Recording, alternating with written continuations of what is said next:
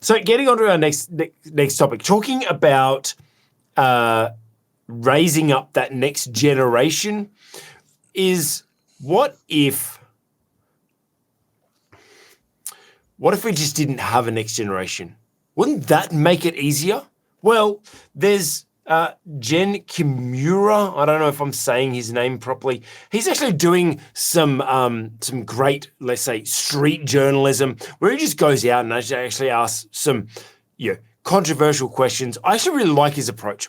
He actually has a really good approach to asking some controversial things where he just goes out just to ask questions and gathers some pretty interesting responses. Now, what he's talking about here is this movement called the child-free movement, and it's interesting. These people that he interviews, all these people, like, they're saying, "Oh no, I don't want to have kids. I want to go out on the weekends, or this world sucks, so I wouldn't want to bring children into this world and everything like that." And so, it's really interesting that this child-free movement is really gaining traction. And it's actually really interesting that, we've got, rather than being an overpopulation, there's been a population bust, right? Really, like it's let's say it's a depression of population growth. And so I think it's really interesting that when we talk about the next generation and wanting to have kids, it is a shame that there's this movement of this child-free movement that's trying to promote the fact that it's more beneficial to, and actually some of them, and here's actually an interesting take, that Brett Cooper from the comment section, she's one of the Daily Wire commentators. She also had commented on this video, and she was talking about, like, is it selfish or not? Because some of these people say that because the world is so bad, climate change and the world's falling apart and wars and everything like that, that it's actually more selfish to want to have children than it is not. Dr. Rod, I know we want to talk about this from a leadership perspective and looking at how we as leaders can manage the next generation. Before we do that, let's just talk purely straight on children. Having children, this child-free movement. What's your take on it? Well, it worries me a lot that there should be a movement. It doesn't worry me a lot that some people decide not to have children, excuse me, because there are many, many reasons for that. So, I wouldn't want any individual couple who, for whatever reason, made the decision not to have children to feel that I'm criticising them. I'm not. And people who know me know that we have members of our own family who have made such a decision. Yeah. However, when it comes to there being a movement that is an organised, or there's some level of organisation of this, and it's promoted, then I think a problem arises. Now, in all practical terms, of course, an implosion rather than an explosion of population will lead to poverty. Yeah. One of the most important economic resources that we have is actually people. Yes. And the notion that we can't feed everybody on the planet it's just absolute arrant nonsense. There is plenty of food to go around. The problem isn't food production. The problem is politics. It's almost always politics. And the world has never been overpopulated and is hardly likely to be in the foreseeable future. And the doomsday forecasts that go all the way back to the 1970s have never come true.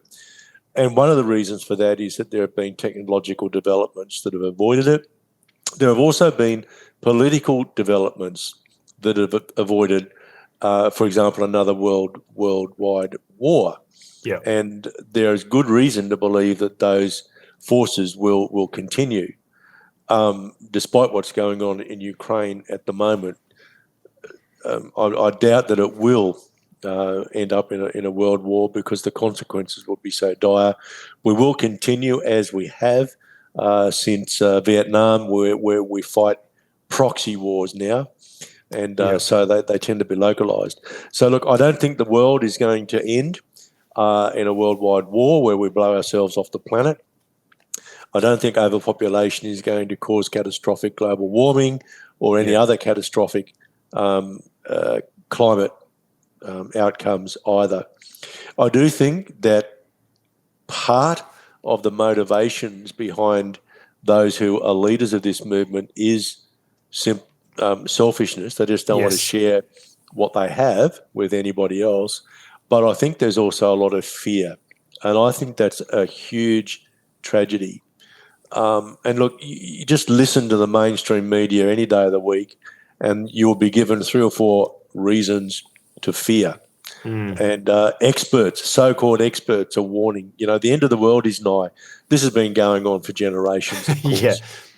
There was prophecies about that in the Bible. So there are that as well. Thousands of years they've been saying the world is slightly over. different issues there. I mean, I think, look, maybe we should devote a whole program to this one day. But look, I have a feeling, I can't prove it, but I have a feeling that God is getting pretty close to drawing curtains on this phase of human existence. And that's one reason why I don't fear the future, because I think the future is written for us in the book of Revelation. But it's not just selfishness that's driving this movement. It is fear. I believe that fear is misplaced because I think there's evidence to give us great hope for the future, evidence that politically we're far wiser than we've been in ages past, and a worldwide conflict is unlikely. It could happen, but it's unlikely. I don't think we're about to meet an economic collapse. Again, I think we've learned a lot since the Great Depression of the 1930s, almost 100 years ago. I think we know how to manage economic issues far better than we ever did before. We still make mistakes, but not catastrophic mistakes that are going to lead to a worldwide collapse of business enterprise. And I think the ecological fear, frankly, is misplaced. Look, I don't want to get into an argument about whether or not the world is warming. You can find evidence to suggest that, yes, that is actually the case. I think one of the reasons why there is so much fear around is that we seem, from a policy perspective, to want to turn it around. And I just don't know that we can take on the global influences, global weather influences, and beat them. So there's great hope for us in adaptation. We don't spend enough time talking about adaptation. And, there are parts of the world that will actually become more productive if indeed global temperatures continue to rise. There'll be parts of the world that become much harsher climates in which to live. But, for goodness sake, I'm in North America at the moment. More people die from exposure to low temperatures than they do to high temperatures. And people dying from environmental causes the numbers of people dying from environmental causes has dropped dramatically over the last few decades, largely because we manage those disasters a lot better than we ever did before, partly through better human organisation, but partly through better technology as well. Yeah, I think that. Sorry, I was just trying to find. There was a chart that while preparing for this, and I don't know where I saw it now. There was this chart that you were talking about the actual impact of limiting population, that it actually leads to poverty. It does. There was this graph that I can't. I was just looking down trying to find it. There's a graph of China, right, over the different generations of how many people were in young, middle, and old age, kind of groups, and it showed it over, I think, 3 or 4 generations or whatever. And you could see it was a pyramid which was healthy, right? The pyramid is healthy because you got the young people underneath and that are obviously supporting the elderly up above, but you actually saw this graph. Yeah, that's it, Yash. I think that's the one. Do you see this graph over time, not have, not be, yeah. So the graph was heavy down the bottom. Now it's going heavy towards the middle, and there's not enough younger generation supporting that middle gap. And then obviously that middle, band that's heavy, that's going to get older, and that's just going to move up. And the forecasts are just get skinnier at the bottom, and that means there's fewer people at the bottom that then have to support that older generation. That's what you're saying. So I mean, that's the child thing, right? So one resounding thing that I did get from this was selfishness. It was just selfish. People just think about themselves. I want to go out partying on the weekend. I want to be able to sleep in. I want to, and I'm going to be like every typical parent that just says, yes, I have had less sleep in the last 3 years than I've had it. Well, actually, no, that's probably not true. I've pushed my body pretty hard at both work, and I partied hard and everything like that. So I've had lack of sleep over time, but I've had more joy over the last 3 years, with my son than I have at any party, at any social event, and ever sleeping in. Right. So, but there is this selfishness, but let's look at us as leaders. One thing I should want to talk about here is us going for, a free of the next generation. I feel like us as leaders take that approach sometimes to our problems of followers, right? That, the old saying of, business would be great if you didn't have to deal with customers. Do you mean like that sort of thing? Or church would be amazing if you didn't have to deal with a congregation. Like those sorts of statements. They're jokes, but people actually truly believe that rhetoric. And do we want to really get rid of that next generation? Is that the solution? You don't like it, so just get rid of it?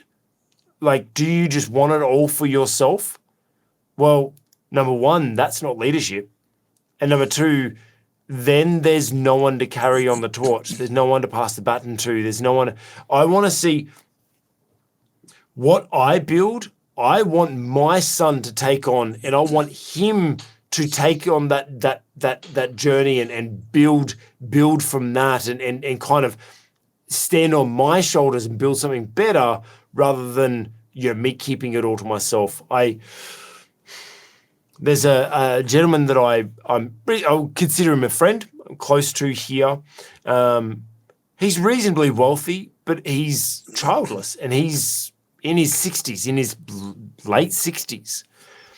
And we talk regularly, and he's always just talking about, well, I don't know. I don't have anyone to leave my money to.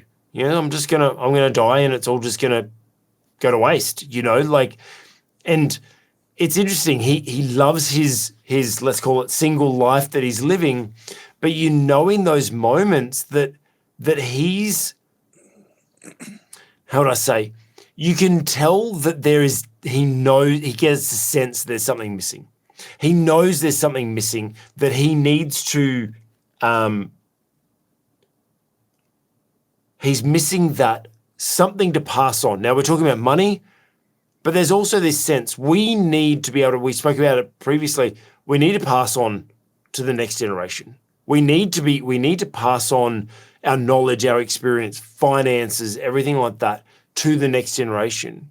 And if there's no next generation there, well, number one, you're not leading anyone. And number two, you're toiling in vain. So, Dr. Rod, how do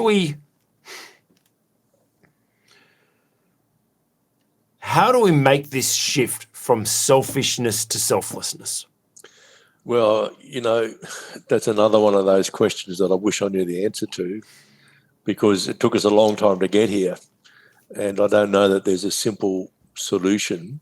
I do know this, though, that in my role as a pastor, I need to be an advocate for family. Yeah. You know, the promise that God made to Abraham was of future generations. And, of course, we are bearers of that promise too, because we've become Christians, and therefore we are now, as it were, eligible for participation in that Abrahamic blessing. Yeah. And part of the blessing, there was a blessing of prosperity, but a major part of that blessing was the blessing of future generations, the blessing of children. Go all the way back to Genesis chapter 1, you see that when God blessed humanity, part of that blessing was to fill the earth. Yeah. So our purpose as human beings is in part fulfilled through having children. And that's one of the reasons why it concerns me so much that so many people now seem to think it's a better idea not to have children at all. So God's intention right from the beginning was that we would continue on this earth, that we would fill the earth, we wouldn't exploit it, we would look after everything else that God had created and put in the earth for our use and for our pleasure, for our blessing. So leaders, I think, should do everything they can to champion family. Family is a picture of how God relates to his people. But in family, there is simply so much blessing. I know that because I've had the very great privilege of being a dad to two beautiful daughters. And my wife and I would have actually had more children, but I won't go into the details, but it was not really feasible for us to do so. Not for financial reasons or anything like that, but for other reasons entirely. We would certainly have had more children if we could have. The blessing of being a parent is just amazing. I thank God daily for my daughters. We always wanted more children, and when they were married, and they were married within weeks of each other as well, they were married, and I remember saying to my wife, Jeanette, well, you know what? We've got two sons as well now. And we've never thought of them as sons-in-law. They're our sons. They're equal in our hearts and our lives as our daughters are. Now, of course, we have two beautiful little granddaughters and another little granddaughter on the way. And it's an amazing, absolutely amazing blessing. And yes, there are times when I worry for them, particularly for the grandchildren. But, I made up my mind I wasn't going to allow worries about the future diminish my joy in the present. And I simply pray that my granddaughters will grow up in a demonstrably Christian home. They will go to a demonstrably Christian school, and they will attend a demonstrably Christian church. Bible. And when you say demonstrably, I'm going to emphasize, he's not saying demonic, demonstrably. Like that, as a family that demonstrates. Teach and live biblical principles. Not that's demonic. That's where it's at. Absolutely. Yeah, absolutely. Demonstrate. Yeah. Yes. Yep. Yes. We've got to be careful, I think, as pastors, not to just be motivators. That is an important thing. But we've got to make sure that the foundational truths that do go all the way back to the book of Genesis, those foundational truths about the very purpose for human beings are strongly taught within our churches. Yeah, that's good. And like we talk about that generational blessing, and I, the beautiful song that Elevation Worship put out with Carrie Job and Cody Carnes called The Blessing. That's I'm just reminded of those words because obviously let's talk about the Abrahamic blessing and about generational blessings and stuff like that. When that came out, my son was in the womb, and from the moment I heard that song, I have sung that song over my son every single day. Every single day, we go to bed, and now when we go to bed, he goes, blessing, blessing, and we sing it and we put it on, and it's what he goes to sleep with. It's beautiful to be able to bless that next generation. That's the whole point of what we want to do. And like, yes, we've been speaking about family, but and children, but let's bring this back to leadership. And not that being a parent is not. Being a parent is the most important leadership role you can do by far.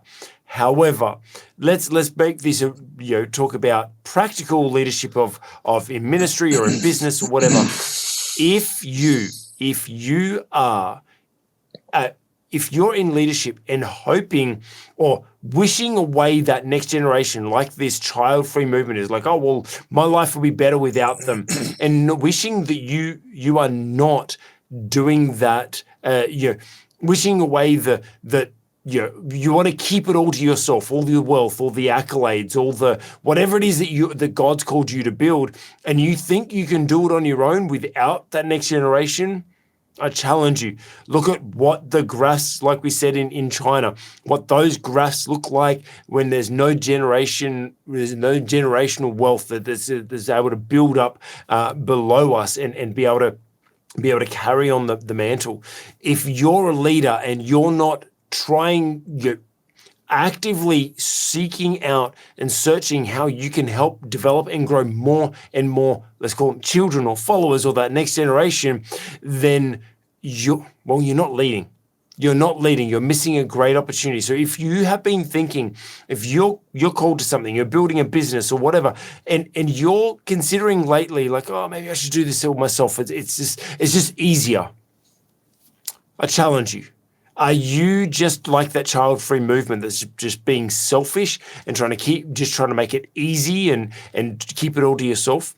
Or do you want to gather together some people around you, the next generation that you can help? Like we've said, you help them develop their skill through knowledge and experience, or help support them through finances or whatever it is. Like, let's not be selfish.